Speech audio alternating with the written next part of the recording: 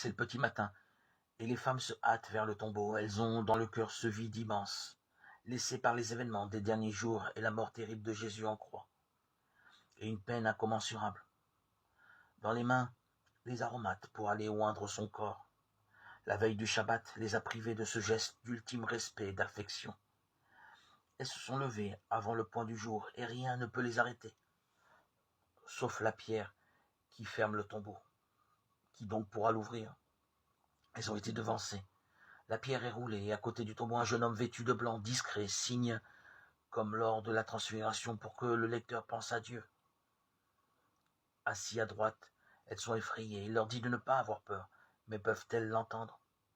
Le cœur plein d'affection, elles viennent pour les gestes de la mort. Il leur annonce que le crucifié n'est pas là, il est ressuscité. Allez, dites à ses disciples et à Pierre, il vous précède en Galilée. Là, vous le verrez comme il vous l'a dit. Elles sortiraient sans fuir du tombeau, parce qu'elles étaient toutes tremblantes et hors d'elles-mêmes. Elles ne dirent rien à personne, car elles avaient peur. Marc 16, 7, 8. Effrayées, peur, toutes tremblantes. Voilà bien des mots qui, dans la Bible, disent l'opposé de la foi. Merveilleuses dans leurs gestes, ces femmes sont à l'opposé de la foi. C'est du moins ce que dit Marc.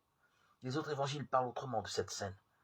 Mais n'est-ce pas Marc aussi qui a raconté longuement l'histoire de la petite fille de Jaïr, Marc 5, 22, 43, pour laquelle on appelle Jésus, car elle est à la dernière extrémité.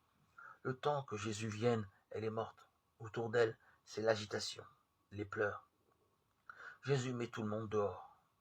La foi appelle le calme. Il prend avec lui les parents de la fillette et Pierre, Jacques et Jean, témoins des grands moments où se révèle le mystère profond de Jésus, et déjà de sa mort et de sa résurrection. L'enfant n'est pas morte, elle dort, dit-il, invitant à porter un autre regard sur la mort. Il prend la main de la fillette et lui dit ces mots en araméen, Talita koum, petite fille, lève-toi. Ces paroles que nous entendons dans l'Évangile ont donc cette force de faire passer de la mort à la vie. Il nous faut les garder au cœur comme un trésor. Elles instaurent la résurrection en nos vies.